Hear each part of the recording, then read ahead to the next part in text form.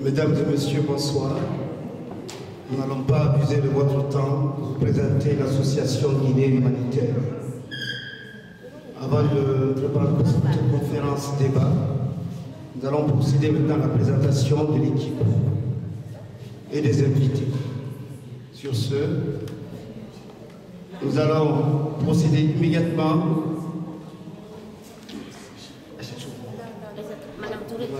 Donc on va vous présenter je vous présente la présidente de l'association Guinée Humanitaire, Madame Sow. Madame Touré, dit Aïssatou Sow. Et la secrétaire générale de cette association, c'est Madame Kamara Fatoumata. Et les notables invités, bon, je ne vais pas vous le présenter, vous le connaissez tous, Dr Mbouya, qui est médecin généraliste. Dr Kone Issa, Dr Carvalho, aussi médecin, Dr Ali, Dr Diakana, pharmacien.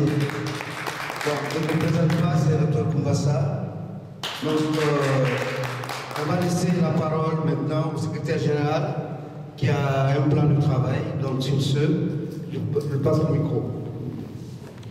Merci, docteur. Mesdames et messieurs, bonsoir.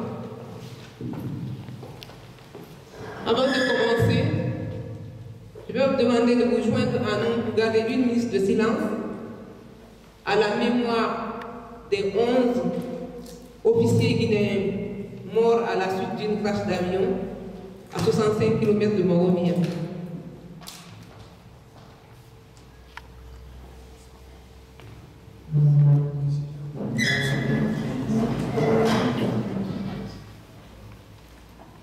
Je vous remercie.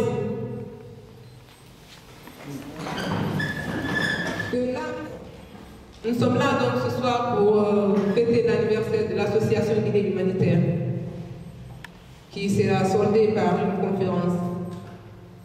Sur ce, mes salutations vont vers tout le monde présent dans la salle, particulièrement à nos célèbres médecins qui ont voulu prendre de leur temps pour nous accompagner dans notre programme.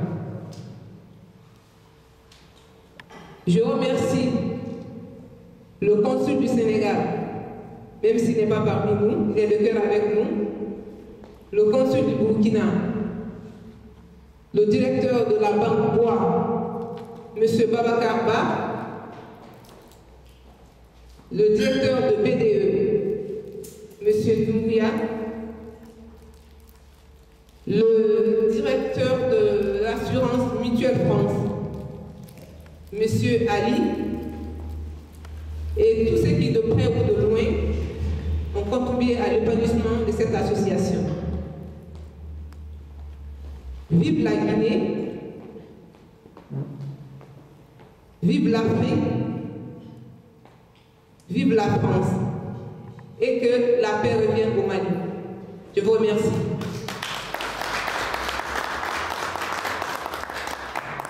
Comme la présentation des invités est déjà faite, je passe donc la parole à Madame la Présidente, Madame Touré Aïssatou, pour vous parler des Guinées humanitaires.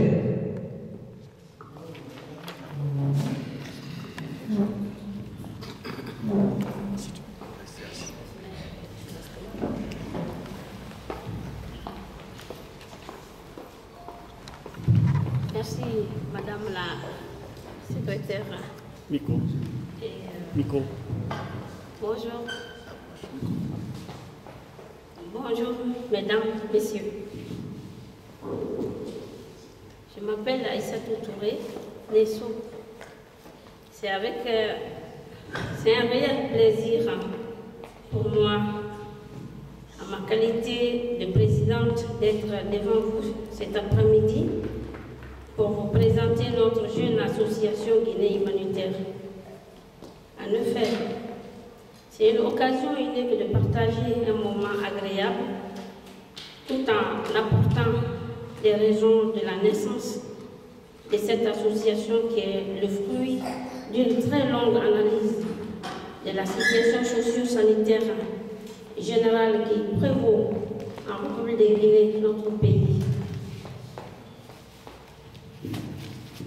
Depuis octobre 1958, l'année de l'indépendance de la Guinée reste toujours précaire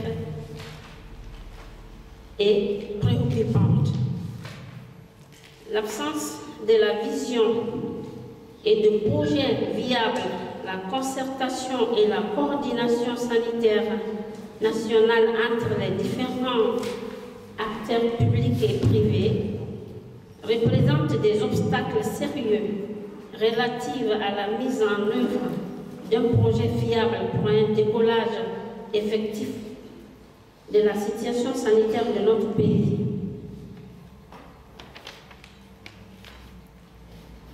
Ces différents constats doublent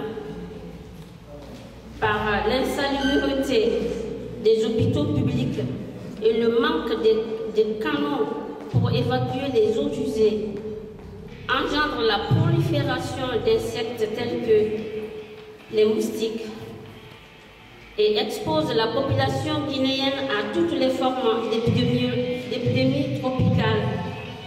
L'ensemble de ces facteurs replonge en permanence le peuple de Guinée dans la misère sanitaire la plus totale. Force est de reconnaître que Guinée, hier comme aujourd'hui, est confrontée à des véritables problématiques sanitaires. Son organisation interne en matière de santé fait d'elle la cible de tous les fléaux qui empêchent son développement. Au regard de cette situation préoccupante, la création d'une unité sanitaire nouvelle et efficace pour son développement s'impose comme l'une des voies qui favoriserait le rassemblement des spécialistes de la santé publique sérieux de se mettre au service de son développement. Pour contribuer efficacement à améliorer la santé publique de la population guinéenne, nous avons initié la création d'une association dénommée Guinée humanitaire, qui aura pour objectif les éléments fondamentaux suivants.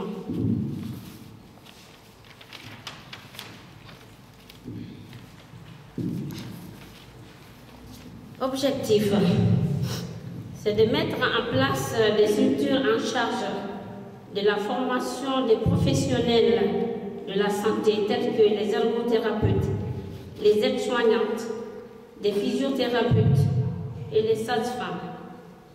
Faciliter l'accès des populations aux soins de santé primaires et aux médicaments essentiels. Organiser des formations continues pour les personnels soignants. Sensibiliser et former le personnel soignant à adopter des pratiques conformes à la déontologie. Doter les structures sanitaires de moyens nécessaires pour la meilleure prise en charge de la population en collaboration avec les partenaires de développement. Doter les milieux défavorables de structures sanitaires de base en collaboration avec les partenaires du développement. Informer, sensibiliser et former la population sur les pathologies et les actes nuisibles à la santé, tels que paludisme, tuberculose, le diabète, sida et les maladies sexuellement transmissibles, la mutilation génitale, vente illicite des médicaments et automédication. Ouverture des réseaux d'assainissement dans les structures sanitaires. Faciliter la disponibilité des médicaments essentiels à la portée des médecins en cas d'urgence, source d'urgence. Mettre à la disposition de la population des moyens de transport sanitaire en cas d'urgence. Avant même sa création en 2010, on a eu à réaliser des donations de médicaments spécifiques au CMC de Matam. Depuis sa création en 2012, on a réalisé un diagnostic pour évaluer les besoins de logistique et d'équipement pour l'hôpital de Boké. On a procédé à des dotations de matériel ophtalmologique, appareils à glycémie et des médicaments spécifiques.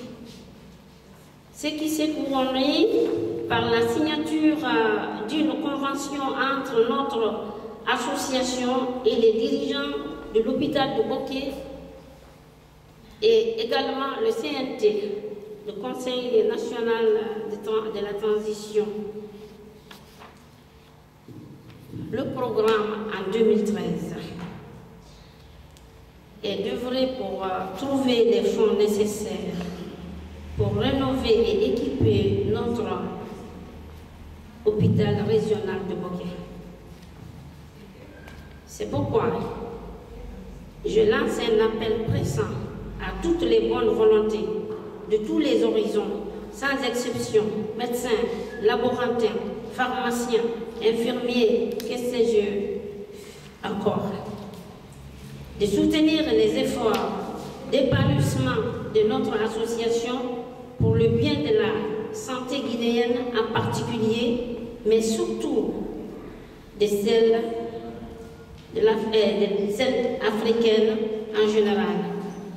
Je ne finirai pas sans adresser mes remerciements aux personnes qui ont eu l'initiative de nous réunir aujourd'hui, mais aussi implorer le Tout-Puissant Allah de préserver notre continent et de ramener la paix au Mali. Que Dieu bénisse la Guinée, la France et la Suisse. Merci de votre attention.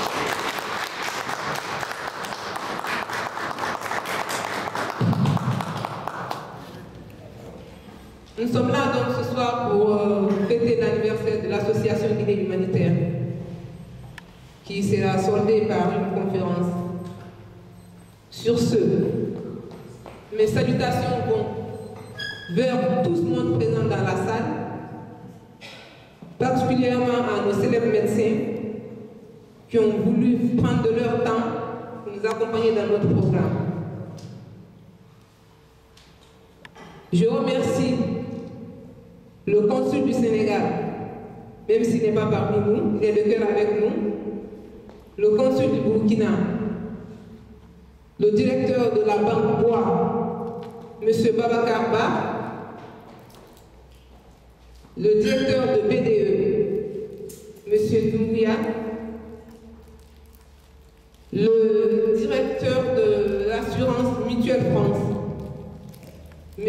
Ali, et tous ceux qui, de près ou de loin, ont contribué à l'épanouissement de cette association. Vive la Guinée, vive l'Afrique, vive la France, et que la paix revienne au Mali. Je vous remercie.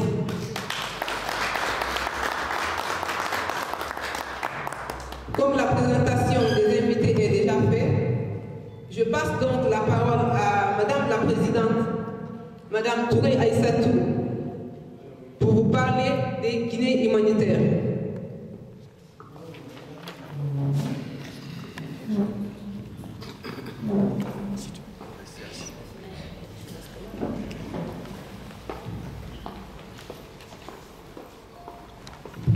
Merci, Madame la secrétaire.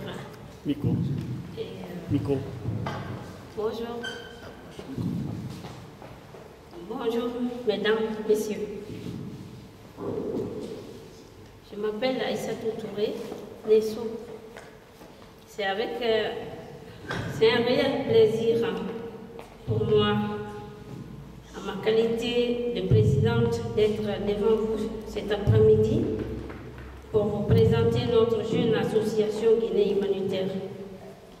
En effet, c'est une occasion unique de partager un moment agréable tout en apportant les raisons de la naissance de cette association qui est le fruit d'une très longue analyse de la situation socio-sanitaire générale qui prévaut en République de Guinée, notre pays.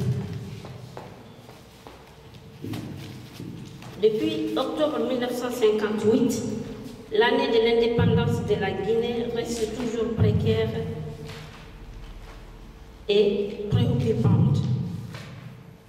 L'absence de la vision et de projets viables, la concertation et la coordination sanitaire nationale entre les différents acteurs publics et privés représentent des obstacles sérieux relatifs à la mise en œuvre d'un projet fiable pour un décollage effectif de la situation sanitaire de notre pays.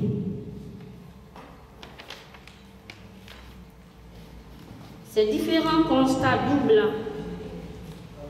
par l'insalubrité des hôpitaux publics et le manque de canaux pour évacuer les eaux usées engendrent la prolifération d'insectes tels que les moustiques et expose la population guinéenne à toutes les formes d'épidémies tropicales.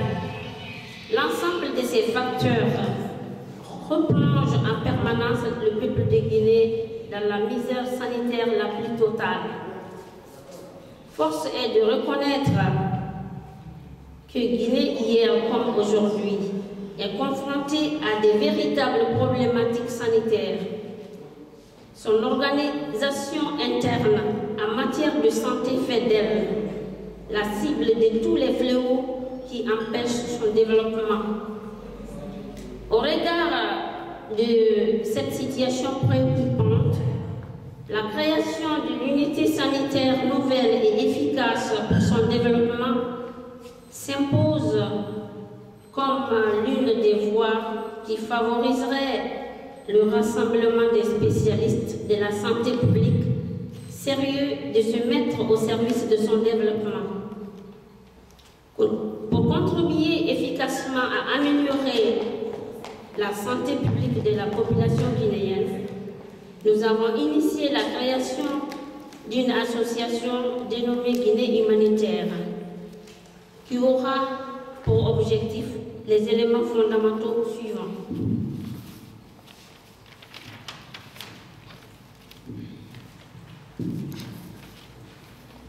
Objectif, c'est de mettre en place des structures en charge de la formation des professionnels de la santé tels que les ergothérapeutes, les aides-soignantes, des physiothérapeutes et les sages-femmes. Faciliter l'accès des populations aux soins de santé primaires et aux médicaments essentiels. Organiser des formations continues pour les personnels soignants. Sensibiliser et former le personnel soignant à adopter des pratiques conformes à la déontologie.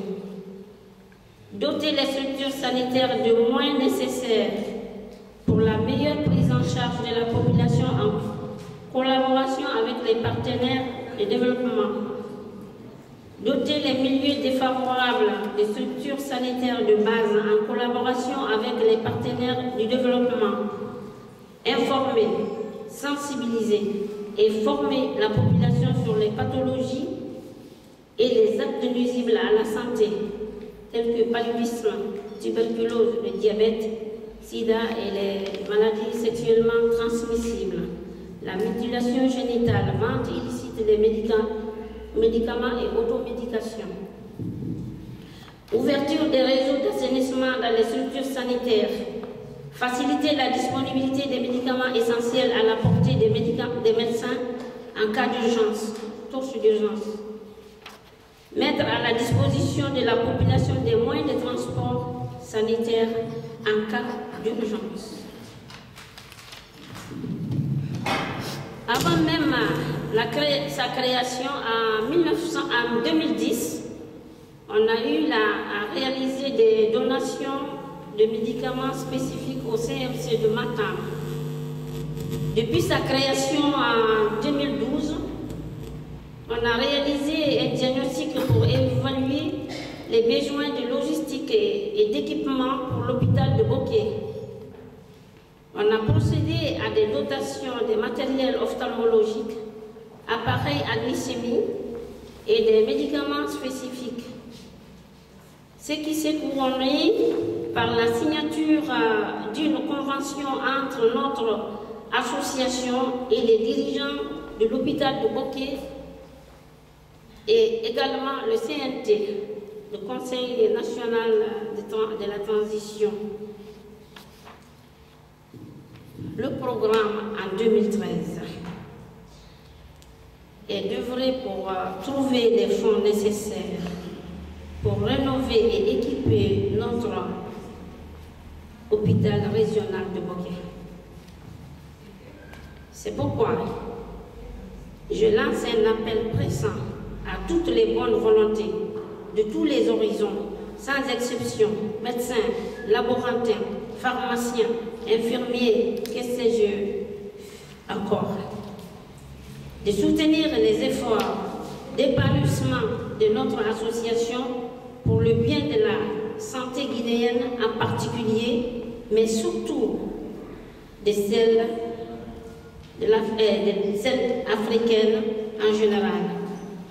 Je ne finirai pas sans adresser mes remerciements aux personnes qui ont eu l'initiative de nous réunir aujourd'hui, mais aussi implorer le Tout-Puissant Allah de préserver notre continent et de ramener la paix au Mali.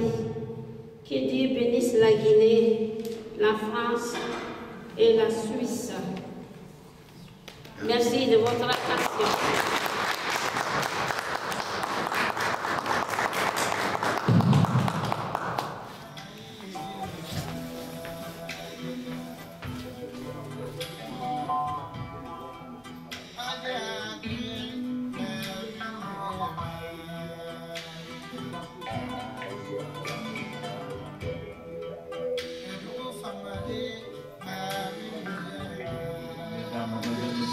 Bonjour, bienvenue sur Radio Galère 88.4 de FM sur Marseille.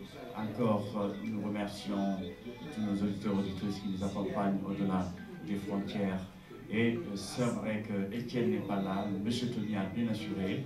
Nous étions là pour préparer bien sûr l'accueil très chaleureux de l'illustre éminent Dr Adama Doumbia. Nous l'avons annoncé ensemble avec la grande famille donc, qui ont eu l'occasion de nous rassembler la mairie secteur 13-14 en parlant de Guinée humanitaire et que donc nos conférenciers sur scène aujourd'hui, Lamine Diakhaté, Richard et moi, on accueille bien sûr le grand retour de Adama Doumbia. Et c'est un docteur qu'on aura l'occasion de connaître sa spécificité donc, concernant le secteur dont il est responsable et que éventuellement on aura à nos côtés aussi la présidente Madame Touré qui est la présidente de l'association Guinée humanitaire et avec la secrétaire de la communication Fatou Zouma. Cette belle chanson bien sûr de Lobby Traoré Blues du Mali. Nous aurons peut-être l'occasion d'en parler avec Dr Adama Doumbia sur l'actualité du Mali et sur quoi vos prières donc, pour œuvre de paix dans l'Afrique en général et surtout le pays qui nous préoccupe aujourd'hui, c'est la paix au Mali. Et on parlera bien entendu la santé parce que Guinée a réservé cette journée ouverte pour la santé et pour les finances, parce qu'aucune association au monde peut travailler sans moyens. Nous remercions bien sûr Dr Martin Carvalho, Dr Koné Issa, Dr Toumbassa, aide-soignante Bella, et j'ai nommé Dr Ali Diagana, et sans oublier des docteurs qui étaient parmi tous et qu'on n'a pas su les présenter, qu'ils étaient des étudiants, mais n'empêche l'essentiel, c'est la qualité de la forme, non pas la quantité. Et toute l'équipe, et moi personnellement, et au nom de ma famille aussi, transmet ses sincères condoléances à notre docteur Martin Carvalho, qui à chaque instant, sans effort, est parmi nous, et au décès de sa sœur, personnellement, nos prières, vos prières, pour l'accompagner à sa dernière demeure. En tout cas, que l'acceptation paralico vive. Voilà, donc Maestro Etienne, merci. Nous allons mettre ce générique comme le droit oblige et qui est souvent répété et on y remet toujours ça. Donc, docteur, déjà, il est déjà à l'heure depuis 13 heures et responsabilité oblige. Et c'est celui qui, comme je vous l'ai dit aussi, sans effort, proche de nous. Aujourd'hui, en Afrique, qu'est-ce qui manque? C'est la communication, le manque d'information. Et en France, on dit souvent c'est la méconnaissance et apprendre à comprendre l'autre et apprendre à bon vivre ensemble à Marseille. Voilà, sans plus tarder, voilà, nous allons, avec notre générique, notre maestro Lamine Diakhaté est là, il pourrait en faire la conclusion. Beaucoup d'entre vous ont laissé leurs préoccupations familiales, professionnelles pour venir en aide et à côté de Guinée humanitaire. En parlant bien sûr de Lamine Diakhaté, beaucoup d'entre vous sont venus, même ceux qui sont été absents. Sachez déjà, ce n'est pas une soirée d'ensemble, c'est une soirée de prise de conscience, c'est une soirée où on a besoin des professionnels, on a besoin des acteurs, on a besoin même de ceux qui sont assis. Parce que Dieu seul sait. Assis, c'est écouter et apprendre à comprendre. Et donc ensemble, avec Adama Doumbia, on aura l'occasion de prier tous ensemble pour la paix au Mali, la paix à l'OF. Mama Africa, Mama Africa. J'ai toujours rêvé de voir tes enfants unis. 2006@yahoo.fr. Voilà, merci Richard. Voilà donc pour nos amis qui écoutent depuis l'Espagne, depuis le Sénégal, un peu partout dans le monde, au www.radiogalère.org. Et puis aussi à notre nouvelle auditrice qui nous écoute depuis Creil, donc j'ai nommé Loïs. Voilà, donc Mamoudou, comme tu l'as dit, nous sommes aujourd'hui avec le docteur Adama Doumbia. Après avoir reçu le docteur Martin Carvalho, après avoir reçu le docteur Issa Koné, voilà, après avoir reçu dimanche dernier le docteur Tamba, pharmacien, aujourd'hui c'est tout simplement à la place du diplômé de la faculté de médecine de Marseille, diplômé des maladies du cœur et des vaisseaux, attaché des hôpitaux de Marseille, diplômé de réparation juridique des dommages corporels, mais aussi tout simplement on va dire cardiologue, donc maladie du cœur et des vaisseaux. Vous avez reconnu le docteur Adama Doumbia. Bonjour docteur. Bonjour. Mamadou, je ne l'entends pas. Allô? Oui. Allez-y. Oui, bonjour. Oui, je l'entends toujours pas, Mamadou. Ah, là, je pense que je vais l'entendre. Oui, bonjour. Ah, là, on vous entend, docteur Adamo. Voilà, donc, docteur Adamo, nous allons tout simplement commencer par l'actualité avant de parler de la santé. Comme vous le savez, aujourd'hui, l'Afrique s'est retournée vers le Mali. Les yeux, on va dire aussi, occidentaux se sont retournés vers le Mali. En 2 mots, pourriez-vous nous parler de l'état de la situation d'aujourd'hui? D'abord, je voudrais vous remercier de l'accueil. L'ensemble de l'équipe de Radio Galère, l'ensemble des animateurs, et bien évidemment, sans oublier notre doyen de cette radio qui est donc Mamadou Ndiaye. Vous remercier parce que c'est par vous que l'opinion publique, l'opinion nationale et régionale, l'opinion de Marseille, ils peuvent savoir les nouvelles et les vraies nouvelles. C'est par ce titre que je peux me permettre de remercier vous d'abord, mais sans oublier les auditeurs de cette radio communautaire. Cette radio qui ne s'attache pas qu'à un pays, mais à l'ensemble de ceux qui viennent ouvrir le bras pour pouvoir passer leur souffrance, leur message. En effet, originaire du Mali, je suis ici à Marseille, ça fait 43 ans. Ces 43 ans ne m'ont pas fait oublier la valeur de mes racines. Le problème malien n'est pas seulement que malien. C'est un problème, je dirais, national, régional, sous-régional, voire international. Il s'agit de quoi? Il s'agit d'un pays qui allait perdre son intégrité territoriale par le fait de malfrats, de bandits, de voyous, dont je ne dirais même pas le nom musulman. Car, au-delà de tout, aucune religion au monde, que ce soit la religion musulmane, catholique, protestante, juive, arménienne, aucune religion ne peut faire l'apologie du crime. Alors oui, ce sont des bandits, des escrocs, des narcotrafiquants qui ont voulu s'emparer de l'intégrité du pays, de notre pays, le Mali. Mais grâce à l'opinion internationale, grâce à l'intervention de la France, grâce à l'aide de nos amis de la CEDEAO, aujourd'hui, nous sommes en phase d'aller vers ce qu'on recherche, retrouver et recouvrir l'intégralité du peuple malien. La situation d'aujourd'hui n'est pas comme hier. Quand la France intervenait, en effet, nous étions à un doigt que les terroristes viennent attaquer la capitale. Alors ça serait dramatique. Oui, je félicite la France. Je remercie la France parce que moi-même qui parle 43 ans dans un pays, je suis aussi marseillais, je suis français, je suis né français et je réclame de cela haut et fort car les problèmes français m'interpellent autant que les problèmes aussi alors que de coopération concernant mes pays d'origine. Hollande est intervenu de façon rapide, de façon, je dirais, éloquente et de façon aussi en tant que chef d'armée et en tant que président de la République de France. Est-ce qu'il faut rappeler un peu l'histoire de l'Afrique et de la France?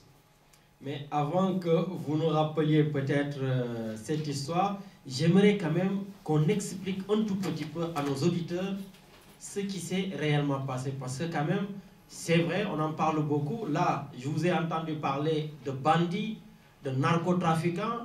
Et moi, je sais que dans le Nord, nous avons par exemple le MNLA.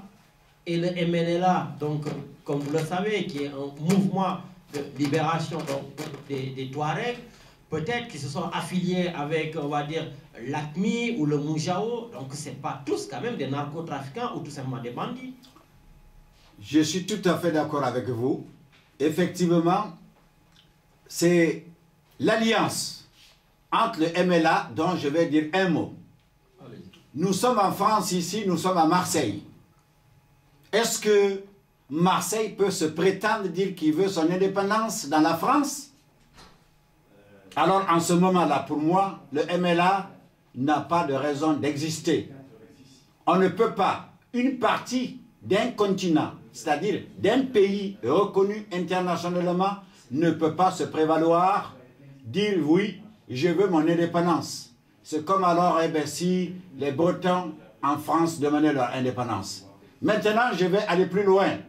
Mais sans rentrer dans les détails, nous savons que le MNLA quand même a eu un soutien de certains pays occidentaux. Je ne vais pas les citer, vous le savez. Mais justement, ce soutien est inexpliqué dans la mesure où déjà, les pays même qui soutiennent le MLA savent très bien que dans leur propre pays, ils ne seront pas d'accord qu'une région de leur propre pays demande soi-disant un mouvement d'indépendance. Est-ce qu'il n'y a pas une hypocrisie quand même de cette réelle politique? Et cette hypocrisie, je peux en venir, oui, effectivement, pour moi, ça n'engage que ma propre personne. C'est une hypocrisie, puisque ça serait admettre qu'une région de la France demande son indépendance. Mais je dirais que le MLA, j'aurais posé la simple question. Pour qu'il puisse venir en France, tenir des conférences, la simple réponse que j'aurais posée aux représentants du MLA, nous ne sommes pas à Bamako ici en France, nous ne sommes pas à Gao, nous ne sommes pas non plus alors en Suisse, nous sommes en France. J'aurais posé la simple question, mais comment il est rentré en France? Est-ce qu'il est rentré avec un passeport alors MLA ou alors il est rentré avec un passeport malien? En ce moment-là, suite à cette réponse, j'aurais su vraiment si le MLA était un mouvement où il faut qu'on commence à dialoguer. Je ne pense pas qu'il faille dialoguer avec, disons, le MLA, que les MLA disent, nous sommes dans le même pays, nous voulons une décentralisation. Oh, Dieu seul le sait, depuis les indépendances, les milliards qui ont été dépensés pour qu'on puisse mettre le Nord et le Mali au même niveau. Ce n'est pas moi qui le dis, ce sont les économistes. Mais que le MLA demande à ce qu'on dialogue pour gérer la patrie Mali, oui. Mais que le MLA en France vienne dire, alors qu'il est rentré en France avec le passeport malien, que oui, MLA, là, ça me choque. Alors oui, la notion d'hypocrisie s'inscrit dans ce cadre-là. Vous l'avez cité, je ne voulais pas en parler, mais vous l'avez dit, on sait bien que la France, des fois, joue un double jeu en Afrique, il faut le dire, il faut le reconnaître, mais ça, je pense que c'est un autre débat, avec encore cette malheureuse, enfin, je ne sais pas si c'est malheureuse ou heureuse, on parle toujours de la France-Afrique, mais apparemment, cette France-Afrique n'est toujours pas morte, et qu'il y a encore des choses, mais bon, comme je dis, c'est un autre débat. Maintenant, nous avons parlé de la France qui joue ce rôle d'hypocrisie. Parlons du Mali, avec le président qui était là et qui a essayé de créer une certaine unanimité donc, dans le pays et quand même qui fermait les yeux par rapport à ce que le MNLA faisait, peut-être par rapport à ce que le Moujao ou l'ACMI. Est-ce qu'aujourd'hui quand même le président ATT qui vient de partir n'a pas joué un rôle malheureusement pour les Maliens? Bon, écoutez, je pense que le président ATT qui était à 5 semaines de sa sortie, alors je dirais que tout simplement la notion de démocratie, comme tu le sais très bien comme moi, alors nous avons trop compris la notion de démocratie au Mali. C'est pour cela que je ne peux pas en vouloir à ATT d'avoir été tel qu'il est. D'autant plus qu'au Mali, pays où était signé comme exemple de l'Afrique de l'Ouest en matière de démocratie, on peut comprendre qu'effectivement, il y a eu une faille au niveau du régime ATT. Cette faille vient de quoi? Cette faille vient de la trop grande compréhension de la démocratie au niveau du président ATT. Très grande, je dirais, naïveté, je dirais. D'autant plus que quand la France, les États-Unis, l'OTAN, au vu de tout le monde, n'ignoraient pas quand même que les colonnes armées sur 10 km traversaient le pays voisin, l'Algérie, pour aller au Mali. Chacun le voyait. Peut-être toi et moi non, mais ceux qui ont les satellites savaient très bien qu'il y avait un mouvement après le décès de Kadhafi. Ceci c'est du passé, mais c'est ce passé qui fait que le présent là est en cours. Alors oui, on a reçu au Mali des gens armés jusqu'aux dents, mais l'erreur a été qu'on ne les a pas désarmés pour les recevoir. Si on les avait désarmés pour les recevoir, le problème ne serait peut-être pas là. Peut-être qu'il y aurait eu le problème, mais ça ne serait pas comme ça. Deuxièmement, je ne peux pas en vouloir au président ATT. ATT a attiré l'opinion internationale à maintes reprises que le problème malien n'est pas malien. Le problème malien est un terroriste. Et le terrorisme ne concerne pas ni le Sénégal, ni le Mali, ni alors. Ça concerne tout le monde, ce n'est pas qu'un pays local. C'est un problème c'est pas un problème local, c'est un problème mondial. Et il a attiré l'attention de l'opinion internationale. Oui, il a fallu qu'en effet, qu'on assiste à ce qu'ils viennent vouloir prendre la capitale pour qu'il y ait eu le sursaut français, dont je remercie. Pensez-vous que cette guerre puisse être courte? Bon, en matière de terroristes, malheureusement, alors averti et l'opinion internationale ayant attendu la demande ou même en droit l'appel du président malien pour l'aide, cette aide d'ailleurs qui s'inscrit dans un cadre que beaucoup ignorent, car après les indépendances, le général de Gaulle avait quand même créé cette alliance de réciprocité en cas de besoin des anciennes colonies. Et cela, Monsieur le Président Hollande l'a appliqué efficacement, comme d'ailleurs d'autres l'auront exactement appliqué.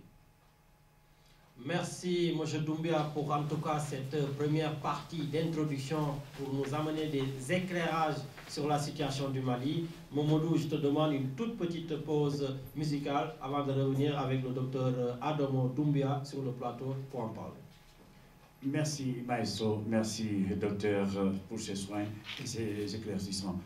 Je vous rappelle donc que nous avons une grande pensée, bien sûr, à Adama Diallo. Donc, Adama Diallo, une Sénégalienne qui avait perdu sa maman.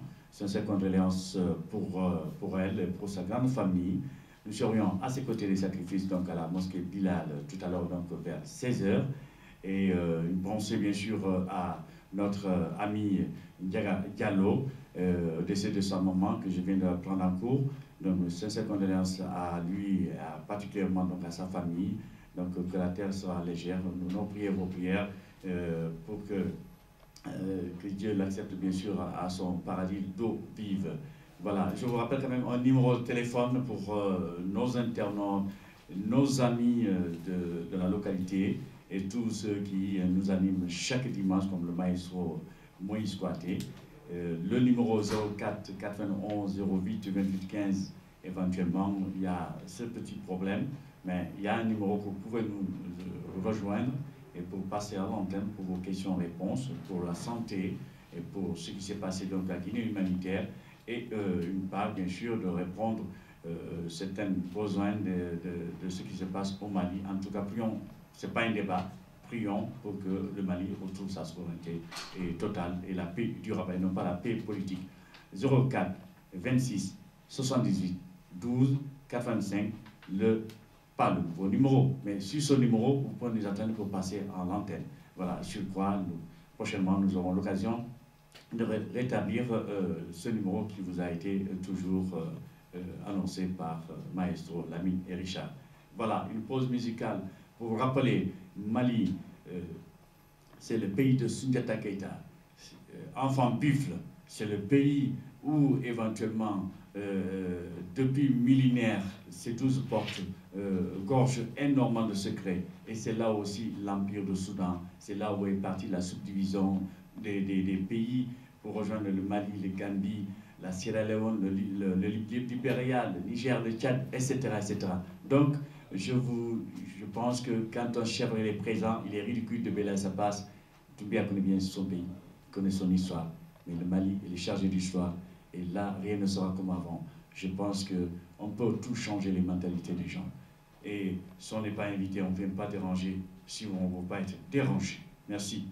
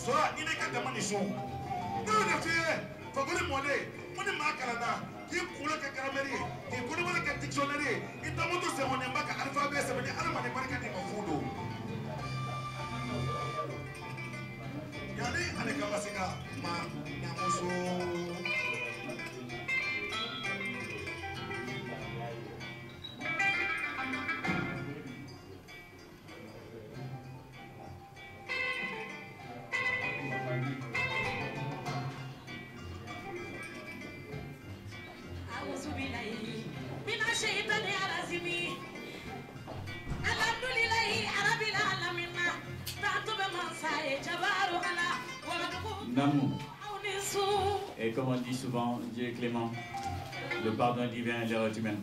Maloum salam.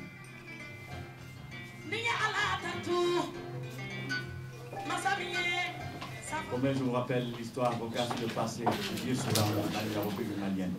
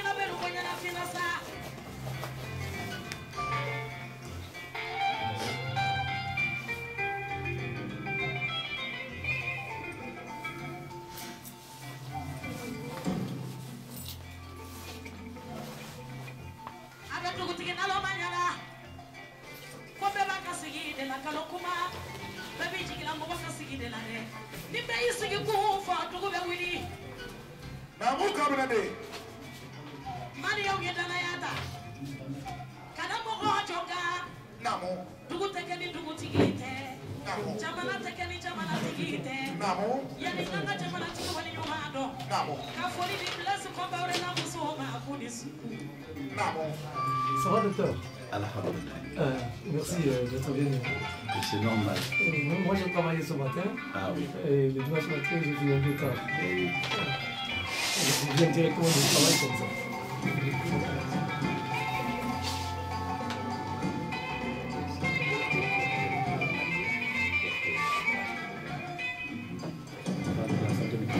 La Guinée Kaloula Jesu Monde.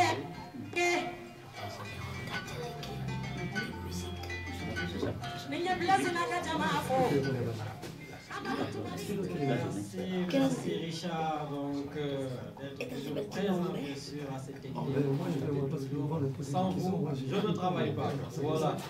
Donc en tout cas nous remercions nos invités qui viennent donc de franchir les pas du studio. Bien sûr avec Madame Touré, Madame Camara et bien sûr l'inévitable Junior Bangora. Voilà, donc nous allons continuer quand même avec le docteur Adamo pour cette première partie du Mali. Et monsieur Adamo, merci Momodou, tu as raison. Bien sûr, nos invités sont là aujourd'hui pour nous parler de Guinée humanitaire. Voilà. Mais tu as été trop rapide Momodou, mais j'allais le faire. Tu sais, c'est une manière de se rattraper. Voilà, donc, docteur Adamo, vous nous avez campé le sujet donc, sur le Mali. Nous avons parlé donc, des responsabilités des uns et des autres. Maintenant, aujourd'hui, vous avez dit que ça fait très longtemps que vous êtes là, plus de 30 ans. Quel est le rôle de la communauté malienne, le rôle de la diaspora malienne sur ce qui se passe au Sénégal, au Mali, parce que les deux pays, c'est les mêmes. Bien, d'abord, je ne voudrais pas clôturer sur les critiques que j'ai proférées vers ceux qui ont été un peu dans le double jeu. Et ce double jeu peut s'expliquer concernant la crise du Mali par le fait que n'oublions pas que nous avons des compatriotes en otage. D'ailleurs, je demande publiquement, et je le dis publiquement à l'antenne, toutes nos compassions d'abord pour leur famille et aussi toute la douleur que nous éprouvons pour avoir perdu les enfants du peuple, le peuple français. Car celui qui se lève pour aller te donner la main, s'il perd l'âme, nous nous sentons concernés. C'est au nom de cette solidarité, au nom de montrer que nous sommes tous avant tout unis par le même destin, que nous avons aujourd'hui beaucoup de soutien moral et beaucoup, alors je dirais, beaucoup de peine pour les soldats qu'on a perdus, que ce soit des soldats même français qui sont allés à la demande du président pour défendre l'intégrité du territoire malien, que ce soit même des soldats des pays voisins qui ont apprécié que oui, ensemble, on peut combattre les terroristes, leur perte aussi, et que ce soit aussi les propres soldats maliens qui ont perdu vraiment leur vie concernant alors, la libération du Mali. Nous disons que oui, nous soutenons toutes leurs familles et nous sommes de tout cœur avec eux, que ces enfants martyrs tombent, leur âme repose en paix. Alors, ceci me donne l'occasion de faire quoi? De répondre à votre question. Qu'est-ce qu'ils font les Maliens venant, qui sont en France, à l'endroit de leur pays? Ça reviendrait en gros à ce que font les Africains qui sont à l'extérieur, à l'endroit de leur pays d'origine. Et alors oui, ceci va m'amener à quoi? Nous sommes aujourd'hui, je devais parler de médecine, mais on a tout le temps, mon cher ami, pour qu'on en parlera. Mais aujourd'hui, ce qui est plus crucial, c'est qu'aujourd'hui, nous avons une action humanitaire à mener par une structure qu'on appelle Guinée humanitaire, qui est une ONG, je le rappelle, qui n'est pas ouverte ni fermée, qui est ouverte à toutes les associations, mais à toutes les autres ONG qui vont dans le sens de leur projet, à toutes les associations qui vont dans le sens de leur projet. Alors, oui, nous sommes aujourd'hui aussi pour mettre le plan, pour mettre la lumière, pour demander l'aide, l'ouverture aux politiques qui nous entendent, aux bailleurs qui nous entendent, à l'ensemble de la ville de Marseille, à l'ensemble aussi des acteurs de Marseille, à tous ceux qui ont compris que oui, c'est par alors le travail sur l'Afrique, c'est par le fait que l'Afrique va se développer que oui, il y aura moins de flux des Africains vers la France.